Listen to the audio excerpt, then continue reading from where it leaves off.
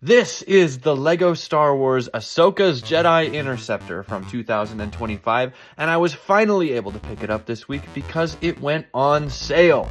Let's see if this set's any good. First of all, opening up the box, we get bags number 1, 2, and 3, then a sticker sheet and the instruction manual. So pretty standard like any other LEGO set. So let's dive into the minifigures first. First of all, we have our Astromech minifigure, which is R7A7, and even though I personally think the color combo is bad, that the light green and red just looks pretty awful together. Obviously, this isn't on the LEGO designers, this is a Clone Wars character that they've brought over into LEGO now. So as for an Astromech droid, it looks fine, it looks good. If you've seen one Astromech, you've pretty much seen them all. Sadly, we don't get any back printing on the minifigure, but that's fairly normal, especially considering even common ones like R2-D2 tend not to get back printing. I'm not very surprised we didn't see it here, though of course it would have been nice. Next up is our Anakin Skywalker minifigure, and I'll tell you what, at first, when I saw this fig, I was screaming, inaccurate, because I thought that doesn't look like a Clone Wars Anakin at all. He's missing his chest print or his chest armor that he would have. And then I realized, oh, this is Anakin Skywalker from the later season. So I don't know if anyone else was confused about that, but I for sure was. Looking at it as the fig it actually is, I think this fig is awesome. It's got a great print across the chest of his Jedi robes that then extends down into the legs, carrying that kind of black cloth look. And I think it achieves that Anakin Skywalker from the Clone Wars look very, very well. Maybe could have used an updated hairpiece. I don't think anything's particularly wrong with this hairpiece, but it is the same one we've been seeing since like 2008. And I would like to see them change it up.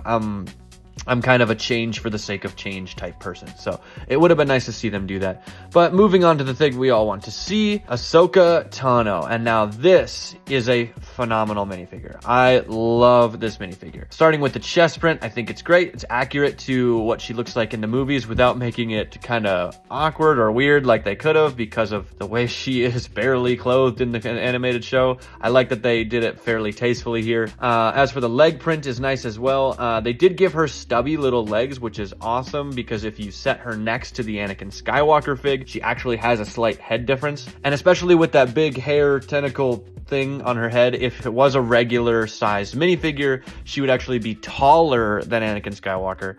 Whereas with those little bit of stubby legs, even with the height of her head thing, there's still a height difference between the two minifigures, which is great. Speaking of the headpiece, I think it looks great. I think they did a good job of trying to match the size of that headpiece and that mold with the size of her body, and also make it feel accurate to what it looks like in the TV show.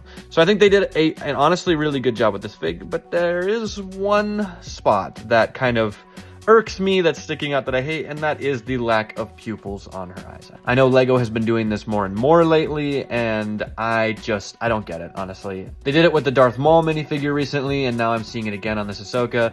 I was like half okay with it when it was just villains, because it felt like it was like they did it with Darth Maul, and then I think they did it with Emperor Palpatine, so it was like, okay, they're trying to dehumanize the villains a little bit, make them have more of a evil or ghostly look effect. I guess I could understand the logic. I didn't like it, but I could understand it. And now on Ahsoka, it's just like, okay, what are we doing? This face print looks bad. Everything else about it is great, but the eyes are really rough. So that's my one major complaint here. Otherwise, I think all three of the figs together look really nice, and I'm happy with the direction they went with all of them. Moving on to the ship itself, to be fair, if you have seen one Jedi Interceptor set, you have kind of seen all Jedi Interceptor sets, but this one does make a few key changes that we'll get into in a bit. But for now, let's just talk about how great the greebling and detail is on the side of this set. I love the amount of little joints and pieces and bits and bobs that they took the time to spread out on this that they didn't really need to do. They could have done stickers, or they could have just tiled it or whatever, but they made it look really cool here. Almost is a little busy, but I think overall, like, it honestly just looks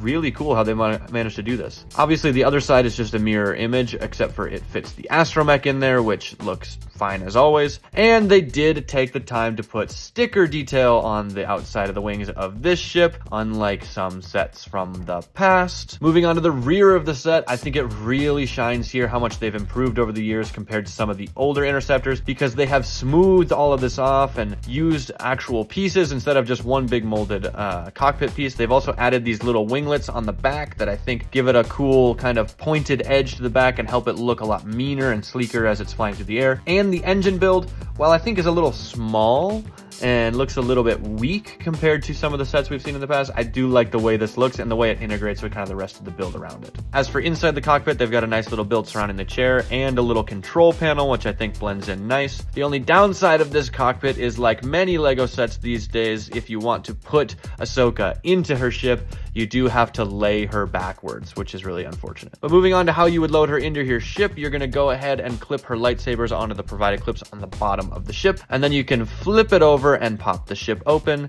and then lean her back into her reclining cockpit chair and get her kind of stuck right in there, and then close the ship up. We'll open the S-foils and set them to attack position, and then we're ready to fly. As for swooshability of this set, it is good. It's not quite as good as the Anakin's version from 2014 that I reviewed last week. The main issue being there's not a great spot to hold on to this one because this cockpit piece does not secure. So anytime you're kind of using it, it's always opening and closing, and it's loose because it doesn't actually have any connecting point, which I feel like is a little silly. You can hold on to it from the bottom down here, but then it feels kind of like it's going to fly out of your hands, and I don't really like that. So swooshability is kind of rough on this one, but if you kind of give it like a full big grip like this, then I guess it works. But altogether, I think it's a good set. I think the design of it overall is nice, but man, it's overpriced by about $5 or $10. That's why it took me until now to review it, because it finally dropped $10 on Amazon and I had to pick it up. Anyways, thank you guys for watching. Thank you guys for tuning in. I would say wait for this one to go on sale and then pick it up for yourself because it's a great little set. See you later.